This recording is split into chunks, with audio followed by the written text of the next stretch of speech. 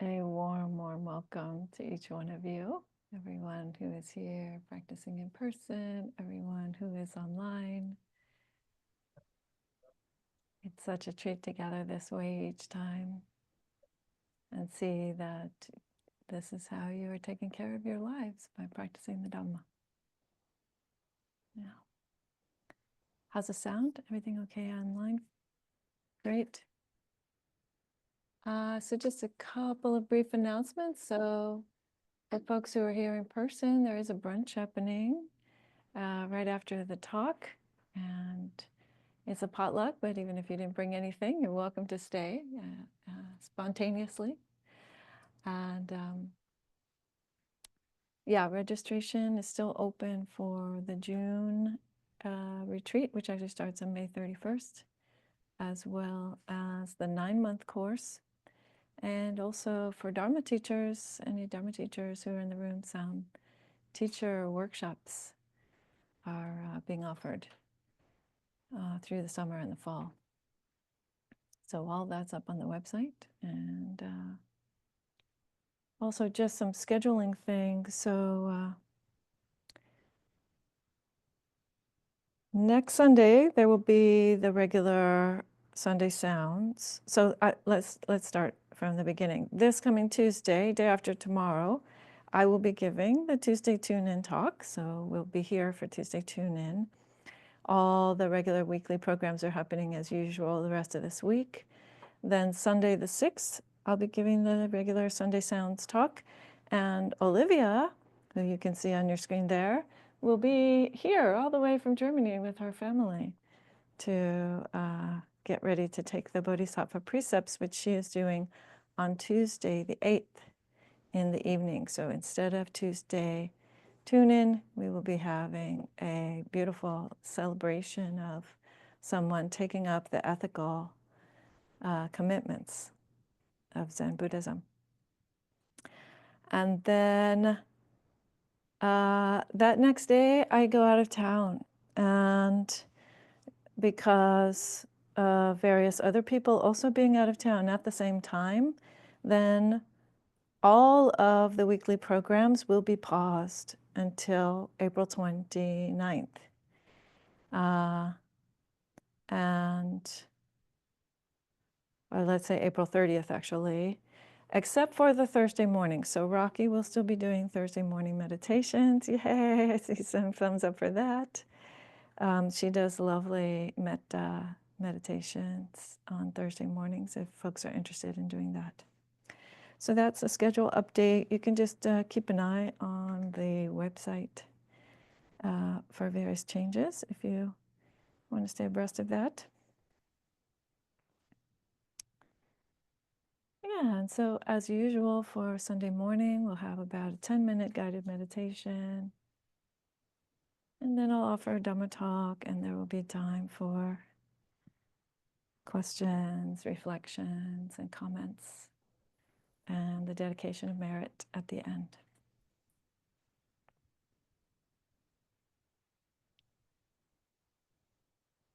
And this morning I thought that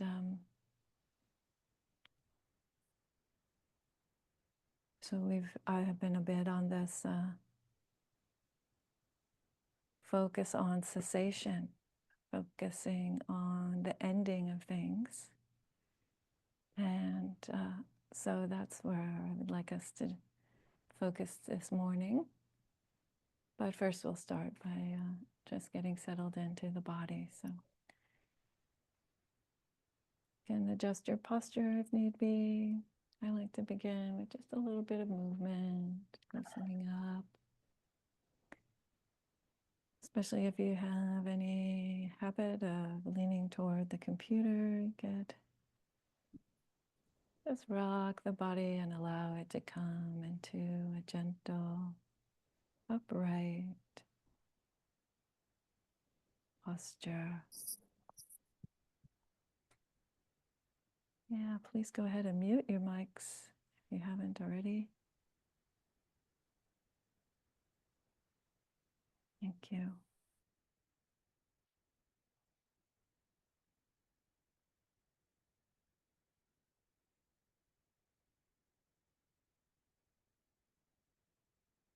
Feeling the weight of the body on your supports.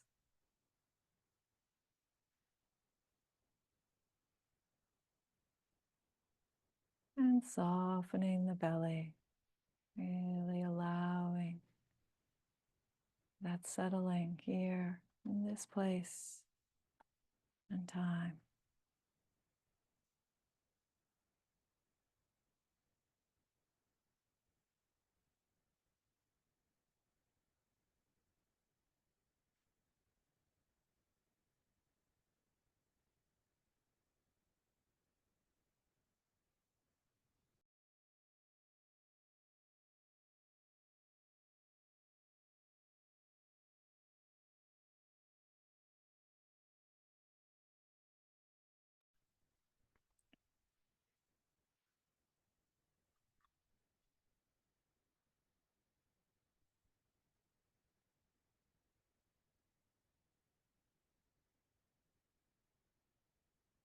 And softening the eyes and the mouth.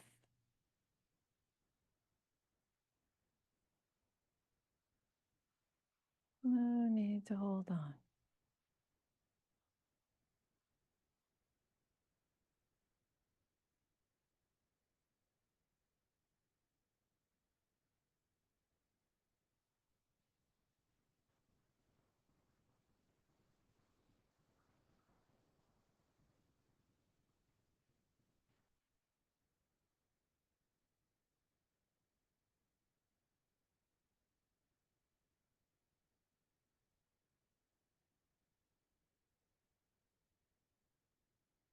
Turn the attention to cessation, to the endings. Just noting the end of a breath,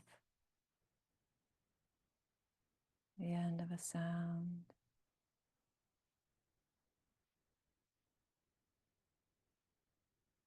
the end of a thought.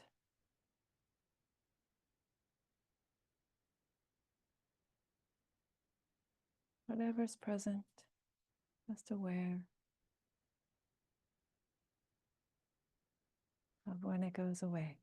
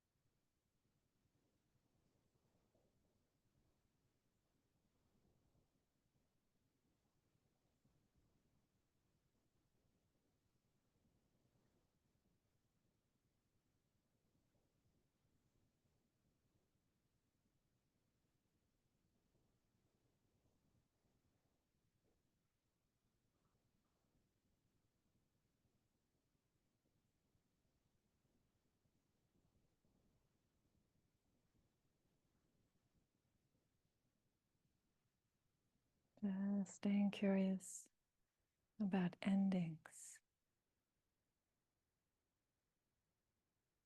aware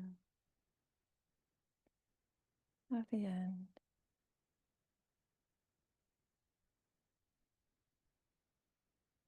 Each time.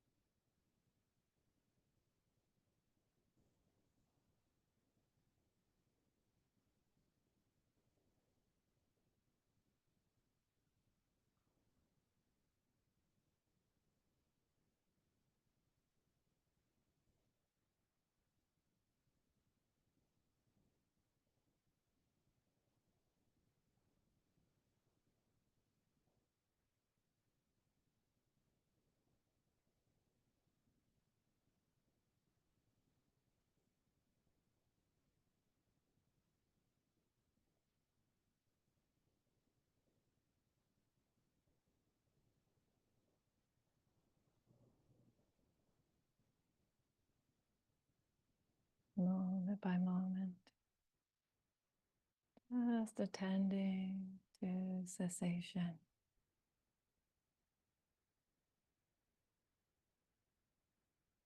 Noticing the end of a thought or a sound or a breath.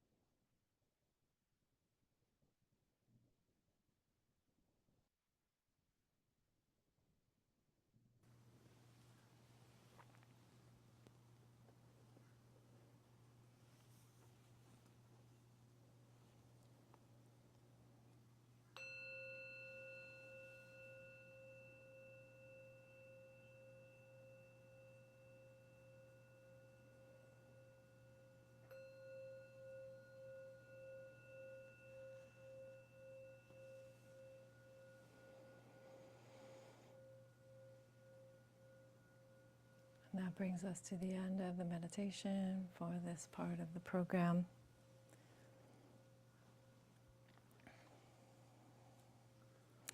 It's just a taste, so I hope that you will try that out at another time also. See how that is. But for now, we're going to move on to the Dhamma talk.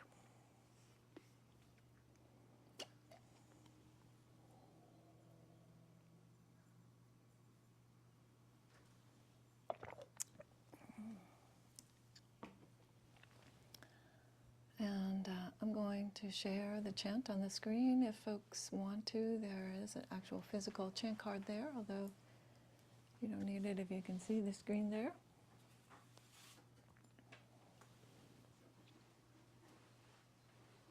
Okay. Yeah, can everybody online see the chant? Okay. So this is the homage to the triple gem. That's what we call it. And it is in the ancient Indian language of Pali. And it says, honor to the awakened one, the blessed one, the fully awakened one. 3 times. And then it says, homage to or honor to the Buddha, so the historical person who lived in India about 2,600 years ago or so, as well as him representing our innate human capacity to wake up. the Dhamma, the teachings, and the reality that those teachings also point to, and the Sangha, the great vast community of folks who are exploring this path. So I'll chant it all together if you would like, and if you prefer not to, or just want to receive, that's also beautiful. Namo tassa bhagavato arahato samma sambuddhassa. Namo tassa bhagavato arahato samma sambuddhassa. Namo tassa bhagavato arahato samma sambuddhassa. Buddhaṃ Dhammaṃ Sanghaṃ namasami.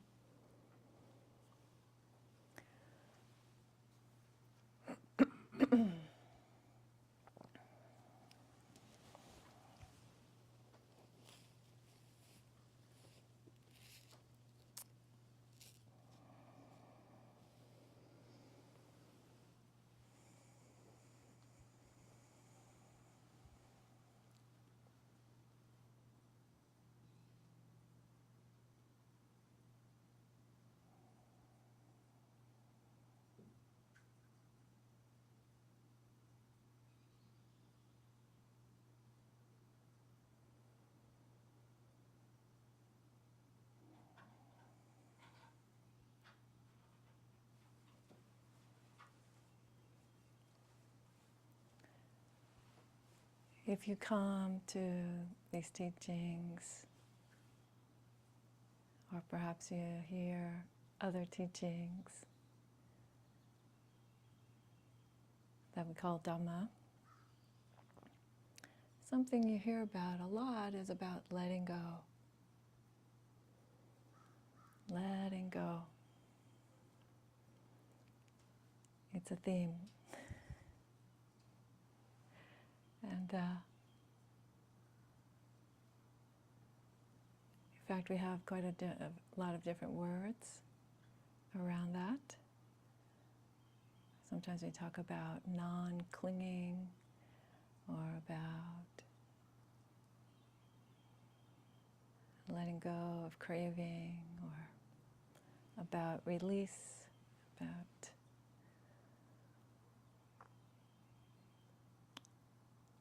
all different kinds of ways of talking about letting go. But letting go is not the kind of thing that you can just tell yourself to do. It doesn't really work like that, actually. In fact, a few years back, I was at a talk with Ayaniyanika. She's one of the nuns at the monastery where I lived and practiced out in California.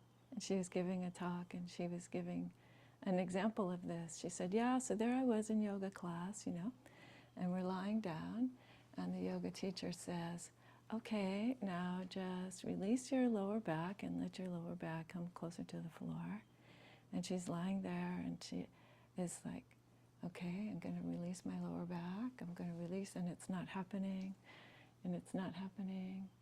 And she catches herself saying, let go, damn it! Right? And she got a good laugh out of that, because she was like, right. Sometimes it's not as simple as just saying, I want to do this, and then have it happen. And particularly with the Dhamma and the various classes of ways that we might be hanging on, I would say sometimes they can be quite subtle. Sometimes we're not even sure what it is that we're being asked to let go of. Huh?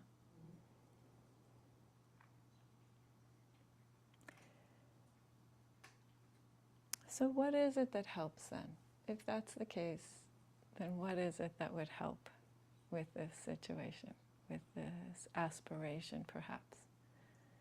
to let go.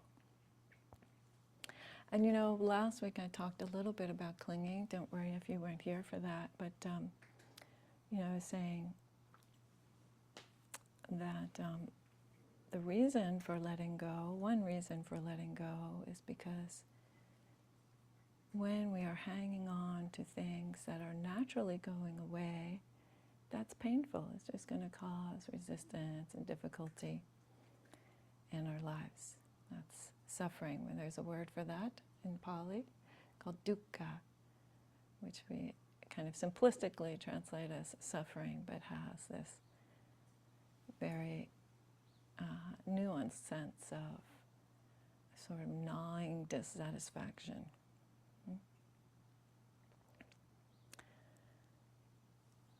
So we might have some good motivation to let go,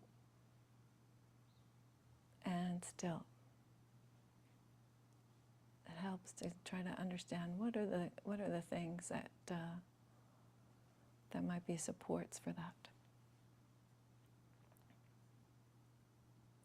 So one way that I want to suggest is to approach it and think about it as a little at a time. A little at a time. You know, for many, many thousands of years, there have been debates about how awakening happens. Is it a gradual process, or is it a moment, a big bang? And the answer to that is yes, both, right? There is some sense of movement over time, and some way in which we are actively engaged and also being acted upon by our practice. And then there is that moment, that one drop that gets added to the bucket where it overflows beautifully. And wisdom opens up in a new way.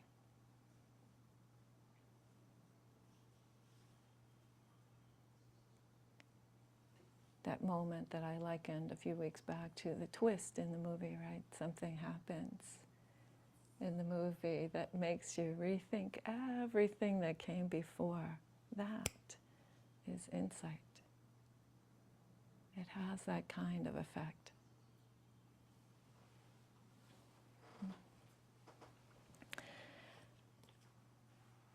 So there are some qualities of mind that can be developed, and of body actually, that we can work on, we can attend to as supports for letting go, for non-clinging, for releasing suffering in our lives.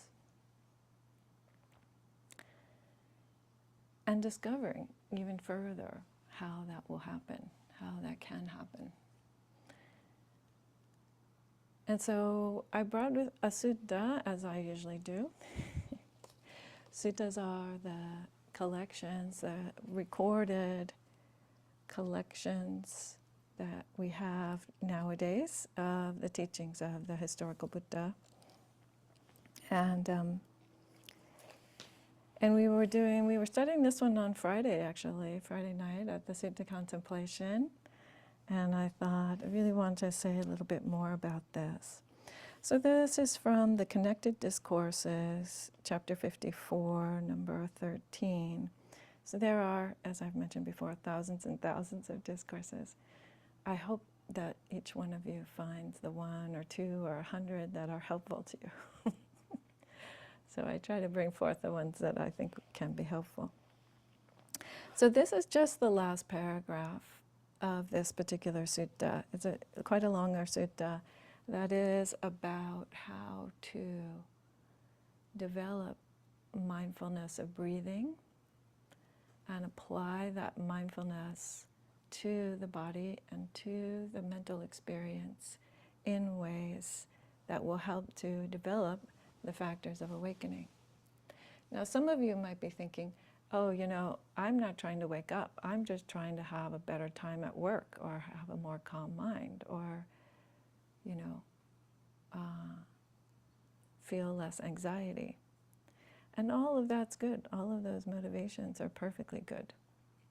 And in fact, one of the reasons why I want to talk about this is because the factors of awakening have their benefits and their qualities that can help us right here, right now, even before awakening actually happens.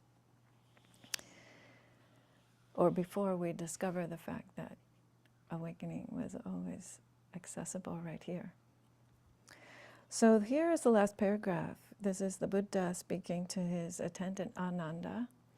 And we like Ananda because Ananda tends to ask the kind of questions that we might ask. And he's always a good listener. He's the one who is said to have recited these things later. And so he says, how, Ananda, are the 7 factors of enlightenment developed and cultivated so that they fulfill true knowledge and liberation? In other words, how do they actually result in awakening? And then he says this, a monastic, a committed practitioner, a person on the path, develops the enlightenment factor of mindfulness based on seclusion, dispassion, and cessation, maturing in release. And then he says the same thing about the other 6 factors. So what are the other 6 factors? Investigation, effort, joy, tranquility, concentration, and equanimity. You don't need to have memorized those. I'm going to go through them. And for each one of them, he says, based on seclusion, dispassion, and cessation, maturing in release. And that's the critical part right there, right? That it's not just that the last step is what ripens in letting go, but that all of these qualities of mind ripen moment after moment in letting go.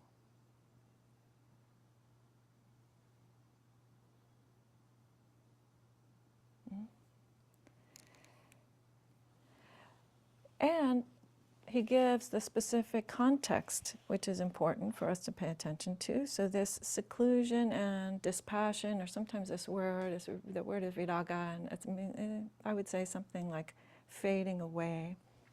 And so these first 2 conditions, or this kind of environment that he's suggesting that this happens in, is in an environment of stepping back a bit from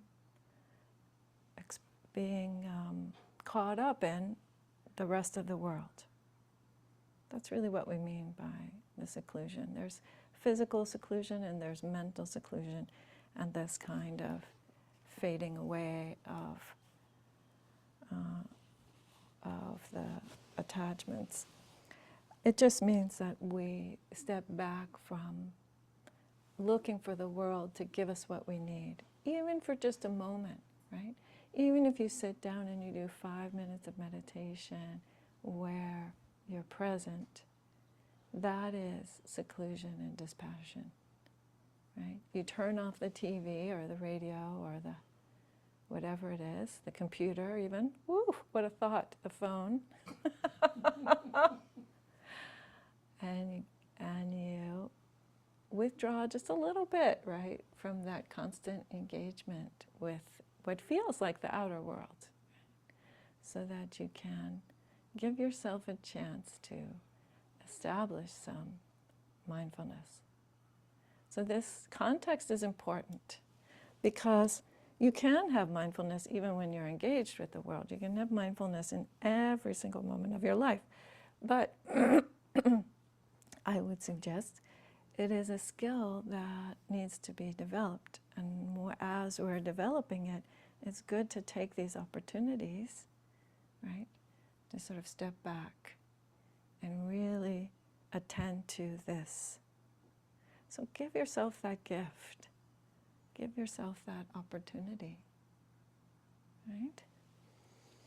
And then this other 3rd factor of cessation, right? So this is why we did the meditation that we did.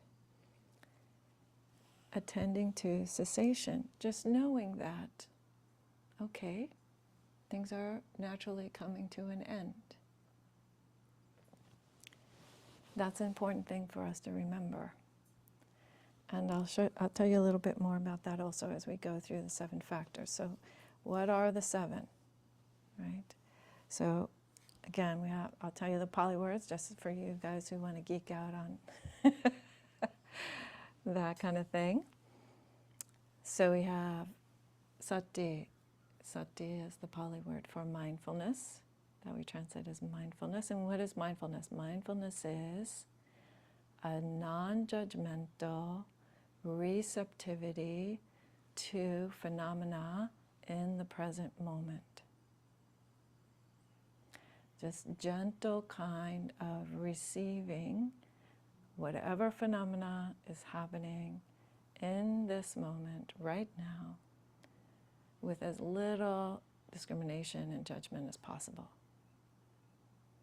Right? So just by hearing the definition of that, you might notice that in order to establish some mindfulness, you have to let go a little bit of your judgments. You have to let go a little bit of your idea about what's happening and actually be curious and receive what's actually happening.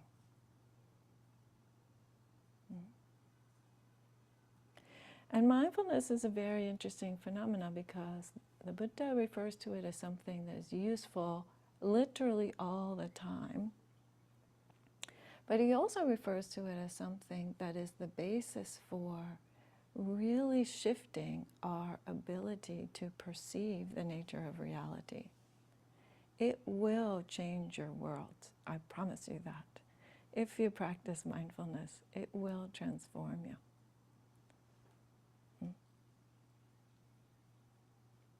And then the second factor, Dhammavicaya is the Pali word. It means investigation of phenomena, having a look at the phenomena. So we don't just passively receive, we also then actively try to understand. Right? We need to understand what it is that we're receiving. And the things that we let go of by conducting an investigation, one thing you let go of is wishful thinking, right? Because you're actually seeing what's happening. Not what you wish was happening, but what's actually happening. And I would suggest that this can be a frustrating thing sometimes, right? Especially if you start out on the practice and you're only given one tool, and hopefully that's not the case here, but sometimes it happens that people are only given one particular meditation or one particular teaching, one particular tool to rely on. But then when you start to see what's actually happening, if you don't have any other tools, it can be a little frustrating, right? So, because you're wishful thinking, poof. Nope, you actually saw what's really the case. Right? And the other thing that you can let go of by investigation is a little bit, or perhaps completely, as I feel has certainly happened in my life, is doubt about the path. Because if you continually study what is going on in your experience, you can decide for yourself, does this stuff really, is it really like they say it is? Is it really doing anything? Is it really more clear to me now? And you dispel your own doubt. In fact, it's interesting because when people would approach the Buddha historically and express doubt to him, he never said, you need to believe my teachings. You need to, have faith in this doctrine. No. He said, investigate. Check it out for yourself. Keep practicing. Find out. Right? Why? Because the Buddha was a human being. We have all the same equipment he had. You're not missing anything. Mm-hmm. So those are the things you might let go of with your investigation of Dhammas. And then, virya, effort. This is great. This is great because this factor is about letting go of your sense of helplessness. There is something you can do about your sense of dissatisfaction, about the pain in your heart, about the anxiety that you feel. There is something you can do.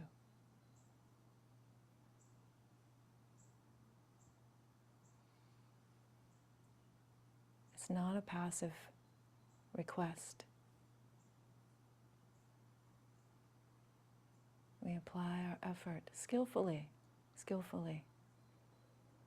Not in a way of driving the bus, because oftentimes that actually leads to more suffering, but in the way of gently making those choices that align more and more with the truths of your life. And the more that you make those choices and take those steps and do those actions, then, of course, you get more and more aligned and more clear about what's the next step. So there's no helplessness.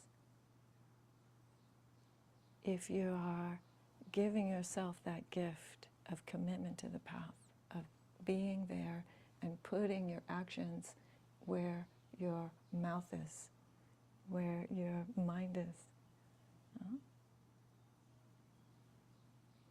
I went through many periods in my past practice where I did a lot of reading, and I would drop off the meditation bandwagon for a month or a couple of months or even longer. And then eventually I would have to get back on, because either I was going to have to stop reading and studying and learning about it, or I was going to have to start actually doing the thing that I'm reading about, right? So I chose the second one of those, and I hope you do too. Yeah. So that's effort. Effort is about letting go of your sense of helplessness and actually taking the action. And then piti. Piti is this lovely joy. Joy. Sometimes it's even translated as rapture, like, nah. And I always thought that that was ridiculous, that was really kind of exaggeration. But I will say, no, not necessarily. That kind of, very, very stimulated, very kind of uplifting joy can definitely come from your practice. Or piti can be much more subtle. It can be a little sense of like goosebumps, or like warmth in your chest, or it can be this feeling of kind of like rain. It's an interesting, piti is a kind of interesting dynamic, energetic dynamic where joy has this kind of embodied feeling. And the beauty of joy is that it allows us to little by little let go of our reliance on looking for the world to make us happy. That's why piti is so beautiful, why this kind of meditative joy that comes out of our practice is so beautiful. Because little by little we learn that we don't have to have any outside reason to be happy. Actually, you could be your own generator of happiness.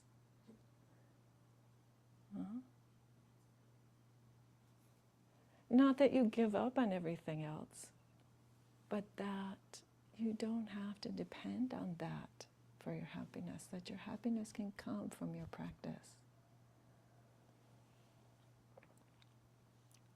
So it also means a little bit less reliance on our sense experience, right? And people who get into a kind of a situation of chronic pain, or a situation of chronic illness, or certain kinds of bodily challenges just from aging, just from dying, we'll learn sometimes that this is possible. Huh? So I'll tell you a very quick story about that. So I was a chaplain, a hospice chaplain, for a little while, and learning something about attending to this human experience in a different way. Still Dharma, but it was my last day though. I was going to shift to a different role, and I was called on to go visit this woman who wasn't my regular patient. But it was my last day and my colleague was out sick. So I said, well, I'll go because I'm on my way down to drop my computer off and turn in my badge. And I'll go visit this person who, according to the nurses, needed a very urgent visit. She needed some prayer. She was very close to the end. Okay, and she's Jewish. And I thought, okay, well, that's lovely. Judaism is probably one of the traditions that I know very, very little about. Like very, very little. But again, I'm happy to just go and see what arises and try to offer some spiritual uplift for her. So I arrive there. She's lying, it's a bigger room and there's a couch and there's a hospital bed, but she's not in the hospital bed. She's on the couch on the side of the room, and the room's very dark and she's in there by herself, and it's very, very quiet. And I thought, oh no, maybe I'm too late. Maybe she's already died because I can't even hear her breathing. So I get up really close to her to see if she's breathing. And at that point, she kind of senses me and she opens her eyes.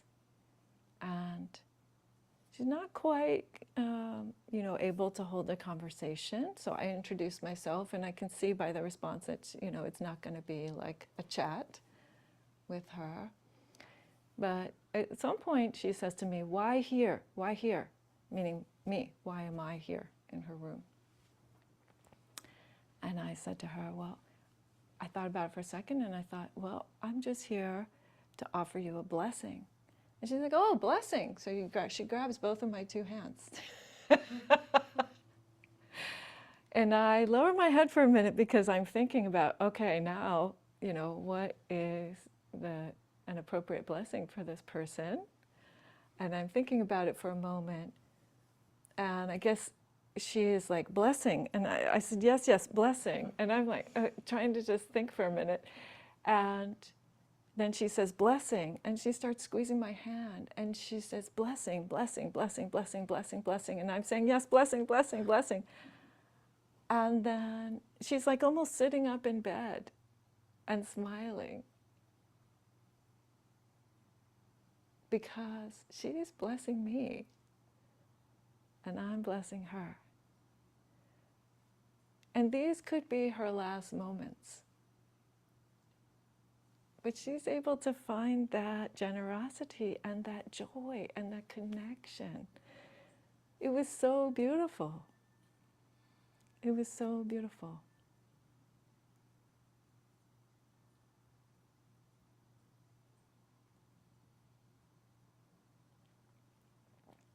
So joy is an important aspect of our practice, and it is something that we can learn to carry forth, to bring forth from ourselves.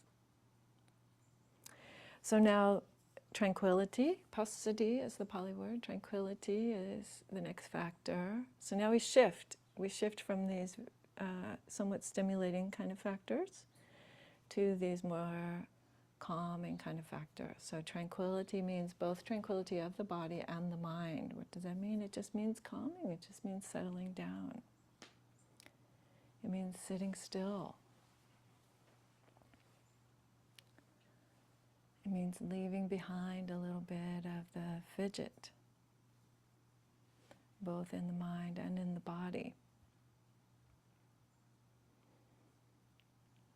and I'm sorry that I'm not remembering the name of the Ajahn, but anyway, there's this monk up in Canada who has a very beautiful but small monastery up there, and the way he says it is, he says, yeah, I'm sorry to say, but if you're feeling restless on your cushion, the answer to that is to sit still.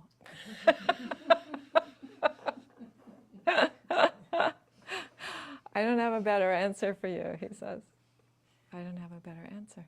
And it makes sense, right? So if we think about like the mind or the body as like, like a glass of muddy water, if you just keep stirring the glass, right, then the sediment never really gets a chance to settle down, which it will do naturally if we stop stirring. We just stop stirring. So what we give up with tranquility is we give up some restlessness. Maybe not all of our restlessness, actually. That one sometimes, in fact, it's said that for arhats, even for folks who are very close to the end of the path, sometimes they experience this kind of restlessness. But little by little, as I'm saying, little by little, restlessness. But also something we also have to relinquish in order to find some tranquility. We have to relinquish a little bit of the being in our head. We need to really allow ourselves to be in our body and anchor in our body. So that's why every time we start the meditation, I always say, right, feel your seat beneath you. Release your belly. Find your body as this, that has an aspect of stability, natural stability.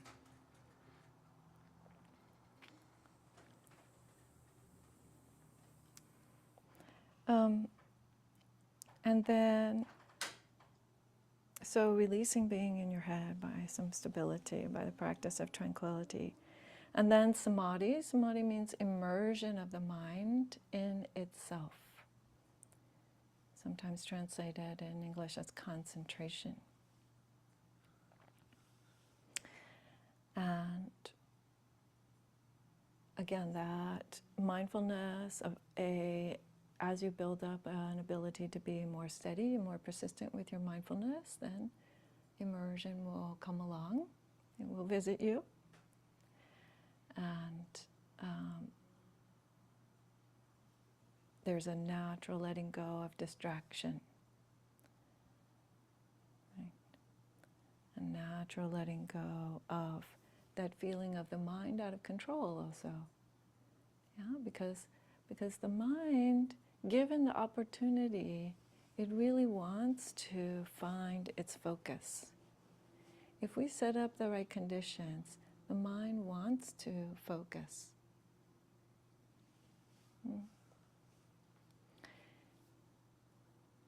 And you don't have to be an expert and attain all sorts of extremely subtle states and all of that.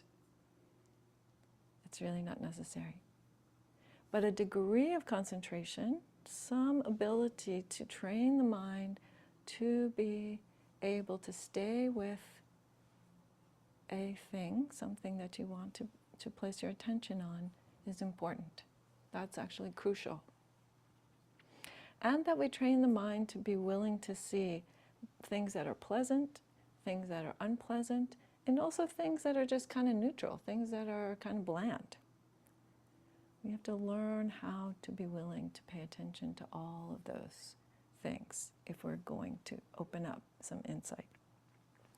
And lastly, equanimity. So equanimity is a way of, I sometimes refer to it as your sea legs. I don't know if the interpreter will understand that, but it's a way of being able to encounter whatever comes up, right? It's not the same as tranquility. This is the difference between tranquility and equanimity. So equanimity is about being able to not lose your balance even as things are changing and moving and active and you see that cessation and that arising, cessation, and you're not thrown off balance by that.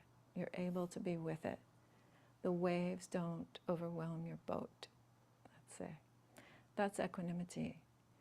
So what is given up, what you actually can let go of with some equanimity is fear. Your fear that things will overwhelm you. Your fear that you cannot attend to whatever is happening in your life. Right? If nothing else, when you sit still in meditation, you are teaching yourself that for however long it is, a minute, 5 minutes, 5 hours, 5 days, that you are able to be present with what's here. That you weren't knocked off your cushion for that period of time, or your seat, or your bed, or whatever it is you meditate on, for a minute, for 5 minutes, for however long it is. You're teaching yourself, yes, you're able to be with whatever it is. Even if it's hard, even if it's painful, even if the tears come, you know? One of the things that I found most surprising when I moved into San Francisco Zen Center was the number of times that people would cry in the Zendo. And the Zendo is the meditation hall. And it took me a while to realize that most of the time it was just a release. It was just a release, a letting go. So with equanimity, you also lose your hopelessness, because you know that you can stay with this path until all suffering has been released. So may it be so for you. So I'm going to read a Ryōkan poem, even though I'm almost at the end of my time already, and I've been talking a while this morning. But I'm going to read a poem from Ryōkan. So who is Ryōkan? He is a hermit, a monk, a poet, a trickster. He's many things. 18th century Japan. Really, I have to say, I really enjoy Ryōkan. I come back to him over and over again. And this is one of 2 poems for my friend Bosai. So I'm not going to read both of the 2 poems because of the time. But the title of it is 2 Poems for My Friend Bosai. He starts out by saying, "Yes, I am truly a dunce, living among trees and plants. Please don't question me about illusion and enlightenment. This old fellow just likes to smile to himself." So he talks about his joy, right? He talks about his joy and about not worrying about his attainments, or whether he's making progress. "I wade across streams with bony legs and carry a bag about in fine spring weather. That's my life, and the world owes me nothing." Yes. Exactly, that freedom of mental seclusion, right? I don't depend on my joy or anything else. And then the most beautiful part, and then I'll stop. "The gaudy beauty of this world has no attraction for me. My closest friends are mountains and rivers."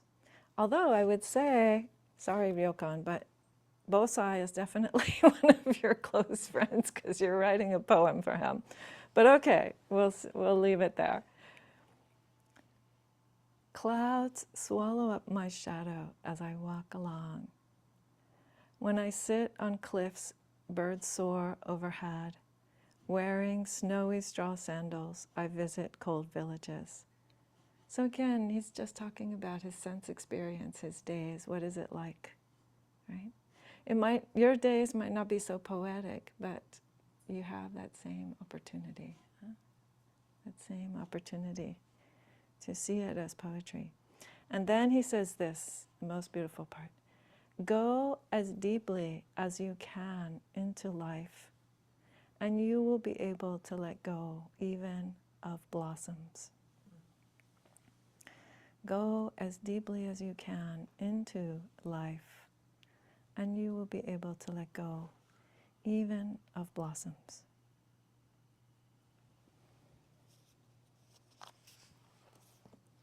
Thank you for your kind attention. And it is getting kind of late, but nonetheless, we will take some questions. If folks are happy to stay on for a little bit, I will do the dedication of merit after a few questions, if there are any, or comments on either the talk or the meditation.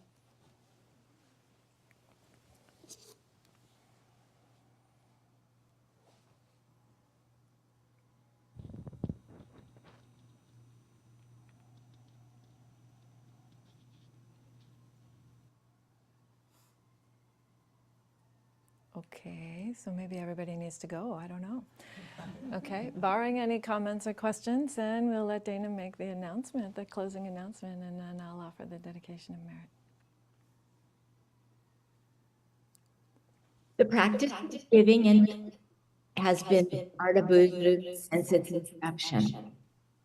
Giving to Dassanaya Buddhist Community supports the guiding teacher Dhammadīpā, the physical location at the vihara, and allows us to continue to offer Buddhist teaching in support of the awakening of all beings.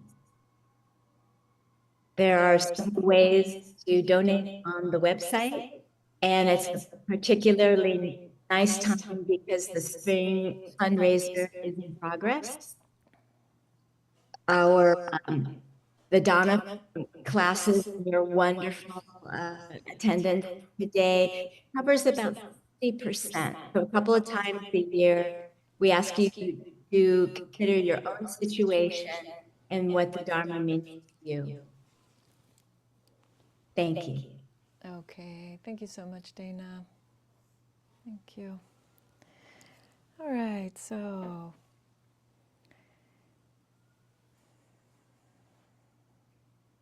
dedicating the merits of our practice today, the beneficial momentum that we've created to the awakening of all beings known and unknown, beings near and beings far, beings in all the realms of existence, that all of us and all beings might be free from mental and physical suffering by the power of the Buddhas, the Dhamma, and the Sangha, and each one's efforts. May all beings be liberated.